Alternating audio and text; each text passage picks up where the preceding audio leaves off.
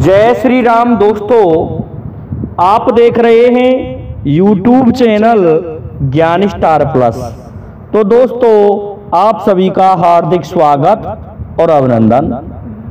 दोस्तों, आज हमने आपके लिए कमेंट चुना है श्रीमान किशनलाल कुशवा वेहट गणेशपुर का, और ये लिखते हैं कि आगे आगे धौ चलत पीछे हरियल होए, धन्य कटंगी पेड़ को कटे फल होए, जर कटे फल होए। दोस्तों, इसका शाब्दिक अर्थ जब हम निकालते हैं तो क्या निकलता है? कोई ऐसा पेड़ है धोखा,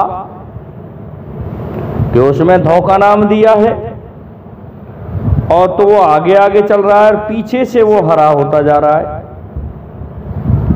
और कोई पेड़ उसमें ऐसा है, उसी पेड़ में, कि उसकी जड़ को काटते हैं तब जाके फल प्राप्त होता है। इस तरह का इसका शाब्दिक अर्थ है। दोस्तों, चैनल को सब्सक्राइब कर दो। देखिए, श्रीमान किशनलाल कुशवा जी ने बहुत अच्छा कमेंट पूछा है हमसे, और इसके उत्तर के लिए हम एक दिन हमारे बुजुर्गों में बैठे थे, तो वहाँ एक प्रजापति जी बैठे थे। काफी दिन से हम इसका उत्तर खोज रहे हैं लेकिन मिल नहीं पाया। श्रीमान जी, आपकी ये पहेली कुछ गूढ़ भी है तो कुछ सत्य भी है। तो उन प्रजापति महोदय ने इसका अर्थ हमारे लिए बताया, तो वो कह करके इस तरह से लाए थे कथा को। दोस्तों, मेरे पास इसका कोई प्रमाण नहीं है कि ये फलाने ग्रंथ में मिल जाएगा, लेकिन मैं तो उनके अनुसार इसका उत्तर बता रहा हूं। हुआ क्या कि सृष्टि के प्रारंभ में ऐसा बताया गया है उनके द्वारा, ब्रह्मा जी द्वारा सभी जीवों को बना दिया गया, तो उनके लिए कार्य देना बाकी था। कर्म प्रधान है दोस्तों सृष्टि में।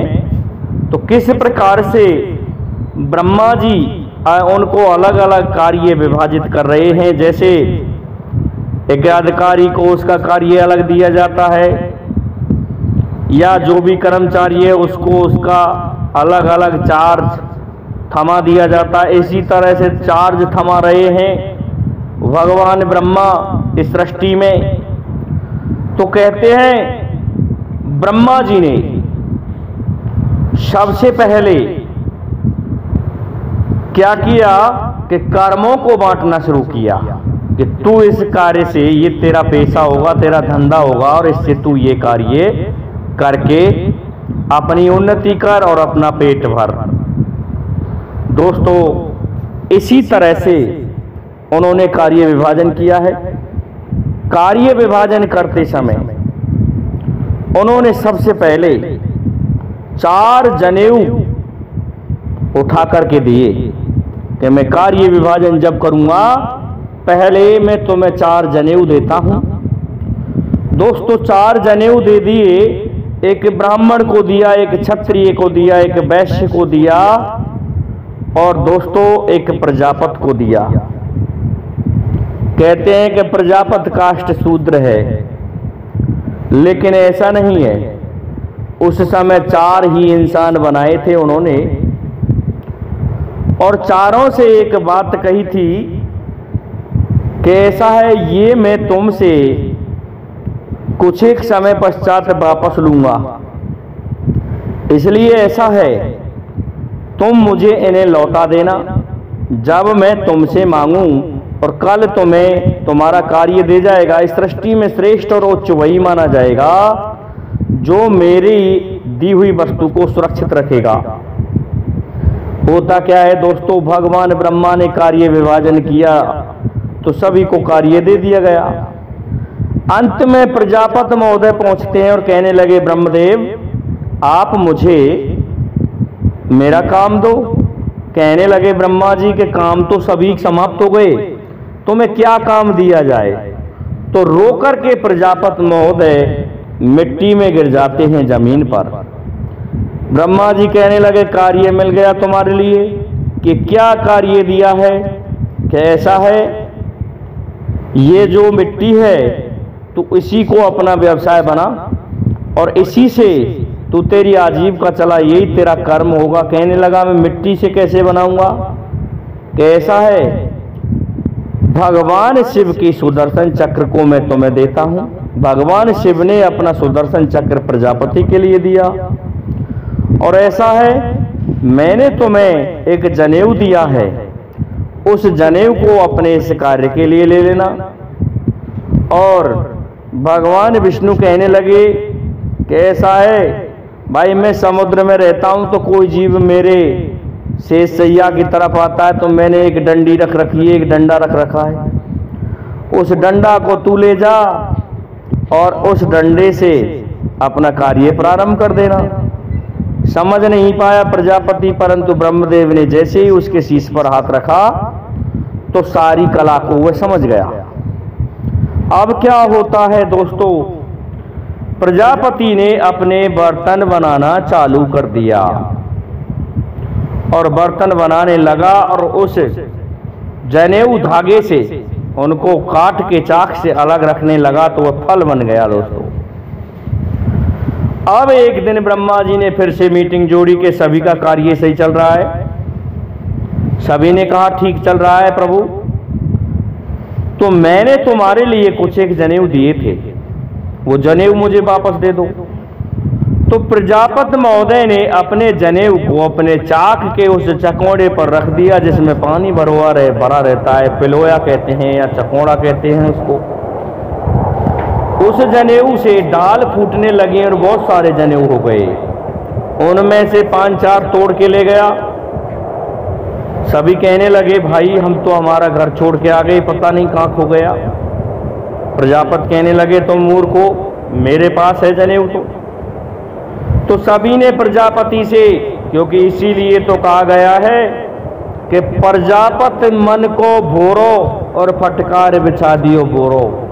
दोस्तों प्रजापति ने सोचा ना जाने इनसे ब्रह्मदेव क्या क्या कहेंगे, और मेरे पास तो जनेऊ और भी काफी संख्या में उग रहे हैं। उन जनेऊओं को ब्राह्मण, क्षत्रिय और वैश्य तीनों को दे दिया। और उनमें भी क्षत्रिय पीछे हट गया थोड़ा और वैश्य भी हट गया। सबसे अधिक जनेऊ ले लिए दोस्तों ब्राह्मण ने और बंडल बना के जेब में रख लिए। कहने लगे ब्रह्मदेव लाओ जनेऊ कहाँ है? तो सबसे मोटे वाला बंडल दे दिया ब्राह्मण ने। ब्राह्मण से प्रसन्न हुए, कहने लगे कि ये वो जनेऊ तो नहीं है, ये तो कुछ अलग है। कि ब्रह्मदेव इसका रंग बदल गया है, मेरी समझ में नहीं आया, कुछ मिट्टी में हो गया है, लेकिन है ये वही। तो ठीक है तुम जनेऊ धारण करोगे।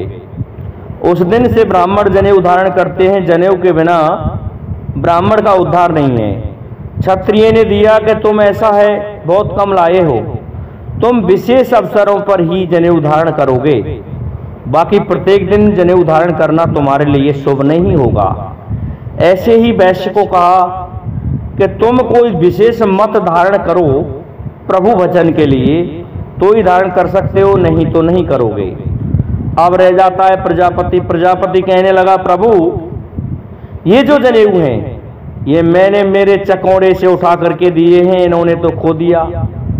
ब्रह्मदेव हंसने लगे, कहने लगे प्रजापति तू बड़ा मन का भोरा है, ये सत्य बात है, तुम भोले रहोगे हमेशा, तुम्हारी जो भी संतति होगी वो भी भोली रहेगी। तुम्हें कोई भी बहका सकता है और तुम्हारी वस्तु ले जा सकता है। तुमसे जनेऊ ले लिया इस तरह से, ये जनेऊ के अधिकारी तो तुम थे, लेकिन अब तुम तुम्हारे जनेऊ जो तुम्हारे चकोड़े पर उग रहा है उसी को काम में लो। जब तुम तुम्हारा ये कार्य करें उस समय तुम तुम्हारा जनेऊ काम में ले सकते हो। दोस्तों तब ब्रह्मा ने कहा कि आगे आगे धो चलत। ऐसा है तुम्हारा जो चाक है जो घूम रहा है उसके नीचे जो कीला मानी है वो धौकी है, उस धौक वो आगे चल रही है। आगे आगे धो चलत पीछे हरियल होए। उस पर मिट्टी रख के उसको एक तरह से हरियल कर देते हैं, मतलब गीला कर देते हैं। धान्य कटंगी पेड़ को, और जो वो पेड़ है जो तुम मिट्टी रखते हो कटंगी कहा गया मिट्टी को, उसको काटने के बाद ही मटका मटकी जो भी वो कुछ बनाते हैं वह फल प्राप्त होता है। तो श्रीमान किशनलाल कुशवाहा जी, आपकी ये पहेली इस जगह बैठती है? अगर नहीं बैठ रही है तो हमें कमेंट करके बताएं, और बैठ रही है तो भी कमेंट करके बताएं। आज के लिए इतना ही काफ़ी है दोस्तों। जय हिंद, जय भारत, जय जय श्री राधे, जय जय श्री राम।